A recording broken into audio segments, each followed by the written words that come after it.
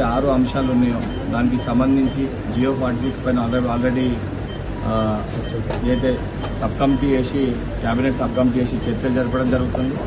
దానితో పాటు రెండోది ఏదైతే గ్రూప్ 2 గ్రూప్ 3 పోస్టుల పెంపు పైన కూడా ఆల్రెడీ వెబ్ నోట్ రిలీజ్ చేసి ఎన్ని ఖాళీలు ఉన్నాయి దానిపైన కూడా చూసి దానిపైన కూడా ప్రభుత్వం ఒక డెసిషన్ తీసుకుంటుంది. దానితో పాటు ఆల్రెడీ ఏదైతే 3 లక్షల మంది విద్యార్థులకు ఏదైతే టెట్ వేయాలని చెప్పి ప్రధానంగా డిమాండ్ పెట్టారో దానిపైన కూడా జియో రిలీజ్ చేసి టెట్ కూడా అవకాశం కల్పించడం జరిగింది. దానితో పాటు మరొక డిమాండ్ ఏదైతే ఉందో గురుకుల స్టూడెంట్స్కి సంబంధించి ఏదైతే బ్యాక్లాగ్ పోస్టులు ఏవైతే ఉన్నాయో తప్పనిసరిగా దాన్ని లీగల్గా ఎటువంటి ప్రాబ్లం రాకుండా పరిష్కరించే దిశగా నేనే ప్రభుత్వంతో 100% నా వంతు ఎఫర్ట్స్ పెడతాను.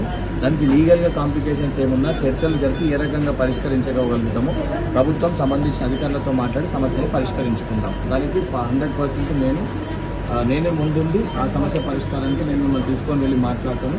అదే చర్చలు జరిపి ఏ రకంగా పరిష్కరించగలుగుతాం ఆ రకంగా సమస్యను పరిష్కరించుకుంటాం.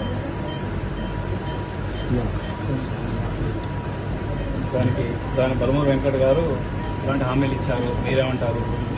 ఎమ్మెల్సీ బలమూరు వెంకట్ గారి హామీల మేరకు ఈ యొక్క వెంకట్ ఉన్న 6 డిమాండ్ల పైన చర్చలు జరిపి సమస్య పరిష్కారం కనుగొంటామని చెప్తున్నారు. కాబట్టి ఎమ్మెల్సీ గౌరవంతో ప్రభుత్వంతో చర్చలు పరిష్కరిస్తున్న నమ్మకంతో ఈరోజు అమ్మను ఒక నిమిషం బయటకు రా అమ్మ. మీరు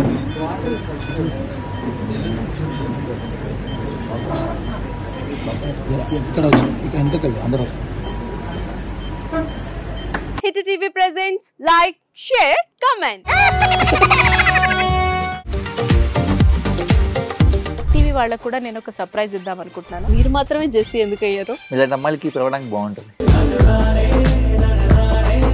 చందు సాయికి like you and have a జనాలకి ఒక పేరు నచ్చిందంటే దీనికి ఒక ప్రాసెస్ ఉంటుంది. ఎందుకు ప్రాసెస్ డైరెక్ట్గా వెళ్ళిపోదాం. ఏదైనా ఒకటి మర్చిపోయినావా నువ్వు? మర్చిపోయినా మేడం. ఏం మర్చిపోయావు? నా గుండె. ఏదో ఆ టైంకి మన సుడి బాగుంటే ఎవరన్నా చూపిస్తే రాయగలం కానీ డోర్ టు డోర్ సేల్స్ చేసేవాళ్ళు. శారీ వస్తుంది, శారీలో వెనకాల కట్టుకుని